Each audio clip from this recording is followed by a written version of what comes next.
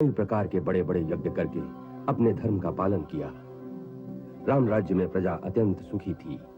ना काले म्रियते कश्चिन व्याधि प्राणिनाम तथा नानार्थी विद्यते कश्चिन रामे राज्यम प्रशासति। दीर्घ काल के पश्चात पुत्र पौत्रों से घिरी तीनों राजमाताओं ने एक एक करके परलोक गमन किया।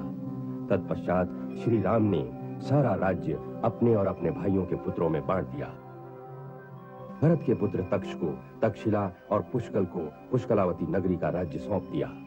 लक्ष्मण के पुत्रों को कारुपत देश का राज्य दे दिया। शत्रुघ्न के पुत्र सुबाहु को मदुरा का और श्रुतसेन को विदिशा का राज्य दिया। कुश को दक्षिण कौशल का राज्य दिया, जिसकी राजधानी कुशावती थी, और लव को श्रावस्ती नगरी में बसाकर उत्तर कौशल का राजा बना दिया।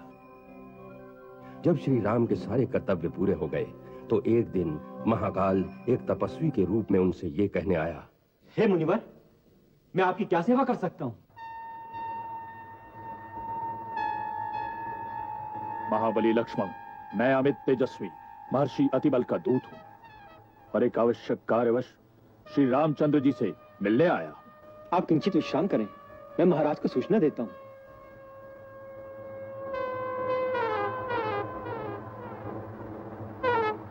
महाराज, एक परम तेजस्वी महात्मा आपके दर्शन करना चाहते हैं। वे अपने आप को महर्षि अतिबल का दूत कहते हैं। उन्हें आदर सहित अंदर ले आओ। जो आज्ञा।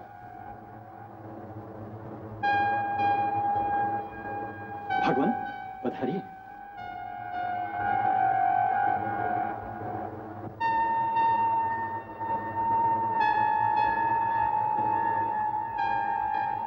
हे राघव, आपका अभ्युदय। महर्षि, आसन ग्रहण कीजिए।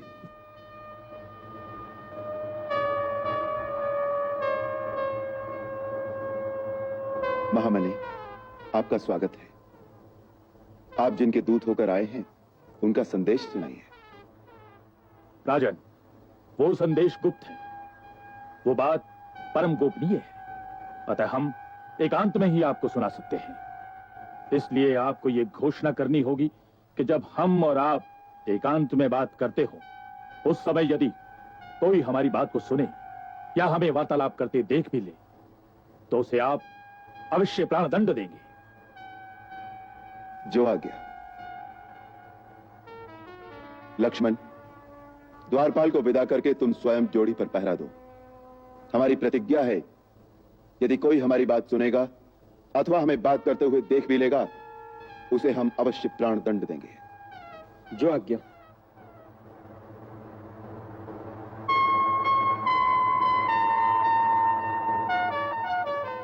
अब आप निशंक होकर वो बात कहिए जो आप कहने आए हैं। प्रभु, मैं तो आपका ही पुत्र हूं। हिरण्यगर्भ की उत्पत्ति के समय आपने ही अपनी माया द्वारा सृष्टि के प्रारंभ में सबसे पहले मुझे ही उत्पन्न किया था। मैं काल हूं, सबका संहार करना ही मेरा कर्तव्य है।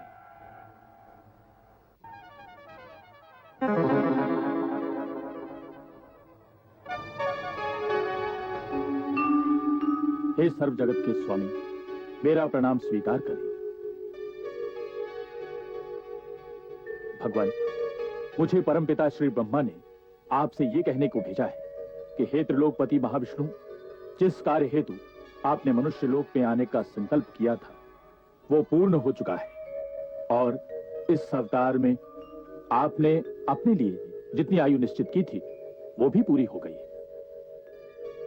अतः अब आपके लिए अपने परम धाम में पधारने का समय है।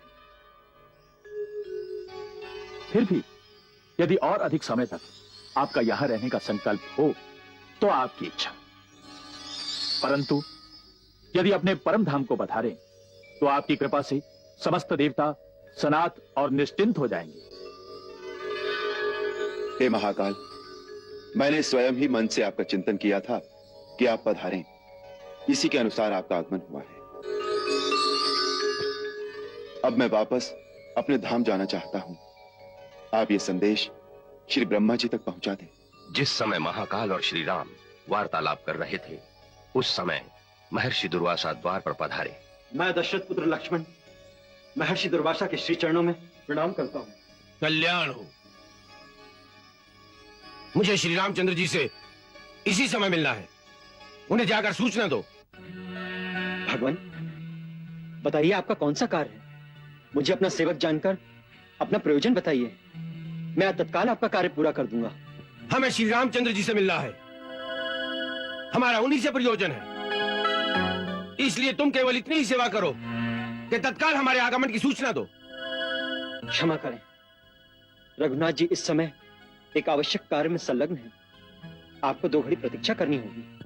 हमें प्रतीक्षा करने के लिए कह रहे हो मूर्ख लक्ष्मण? हमें अंदर जाने से रोकने का साहस तुम कैसे कर रहे हो? तुम मेरी शक्ति जानते हो। मैं दुर्वासा ऋषि यदि क्रोधित होकर श्राप दे दूंगा तो समस्त रघुकुल सहित ये सारी अयोध्या इसी क्षण भस्म हो जाएगी। नहीं, नहीं।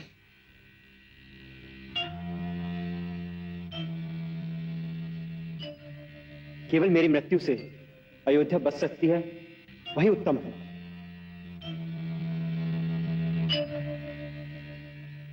क्रोध न करें भगवान, मैं आपकी शक्ति को जानता हूं।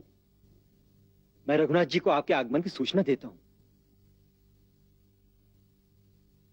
महाराज, द्वार पर महर्षि दुर्वासा पधारे हैं और वो इसी क्षण आपके दर्शन चाहते हैं। लक्ष्मण, ये क्या किया? महाराज, महर्षि दुर्वासा अपने श्राप से अयोध्या को भस्म करना चाहते थे। इसलिए मैंने निश्चय किया केवल मेरी मृत्यु से अयोध्या बच सकती है, वही उत्तम है। इसलिए मैंने आपकी आज्ञा का उल्लंघन किया। क्षमा चाहता हूं।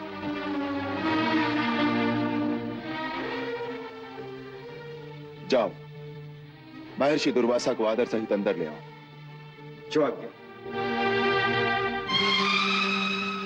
वो बात परम गोपनीय है। उस समय यदि कोई हमारी बात को सुने या हमें वार्तालाप करते देख भी ले तो उसे आप अवश्य प्राणदंड देंगे।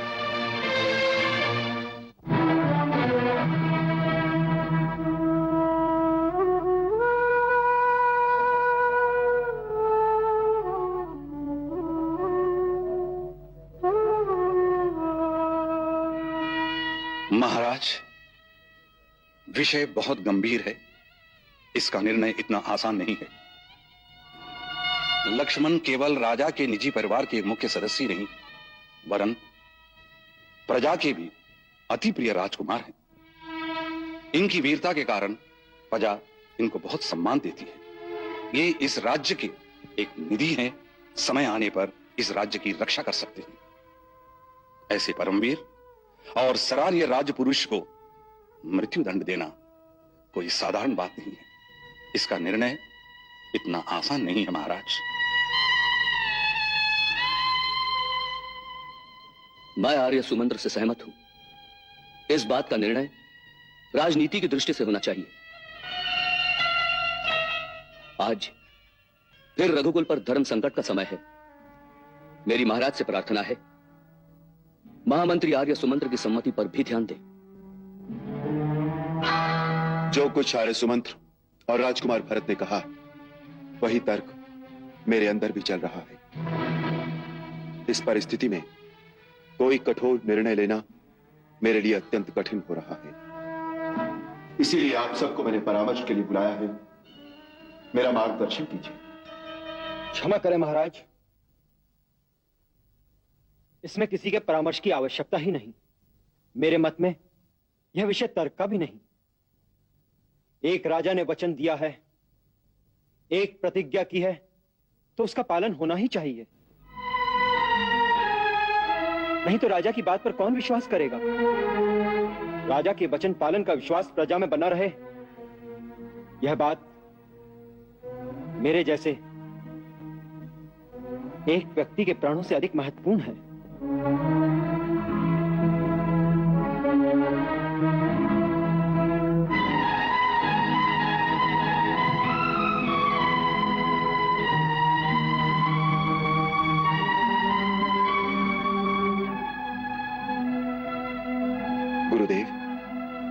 समस्या बहुत जटिल है। आप जो आज्ञा देंगे मैं वही करूंगा। महाराज राम, इस समय जो रोंगटे खड़े कर देने वाला महाविनाश अयोध्या में होने वाला है, वो सब मैंने तपोबल द्वारा पहले ही देख लिया है। फिर भी मेरा उपदेश यही है कि आप अपनी प्रतिज्ञा झूठी न करें, क्योंकि प्रतिज्ञा के नष्ट होने पर धर्म का लोप हो जाएगा। धर्म का लोप हो जाने से सारी त्रिलोकी नष्ट हो जाएगी। आप अपने कुल की मर्यादा का पालन करें। वचन देकर रघुकुल वाले उससे फिरा नहीं करते। गुरुदेव, आज्ञा हो तो मैं एक प्रार्थना करूं?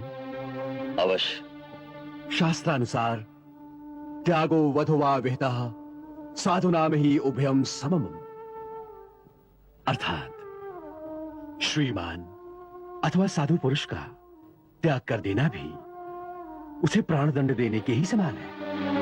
यदि गुरुदेव इस पर विचार करें तो। श्री हनुमान ने बड़ी उचित बात कही है। श्रीमान का त्याग कर देना उसे प्राणदंड देने के बराबर है। सो हे रघुनंदन, आप लक्ष्मण का त्याग कर दें।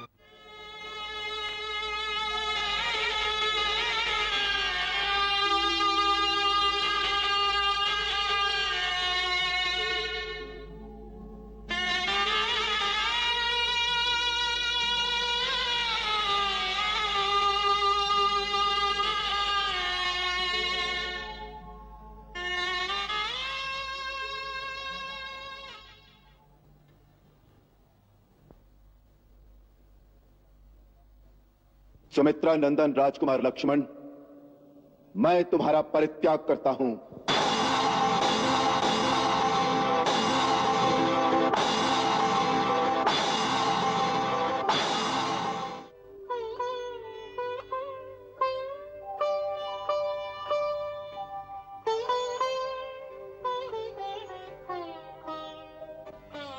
जो आज्ञा महाराज।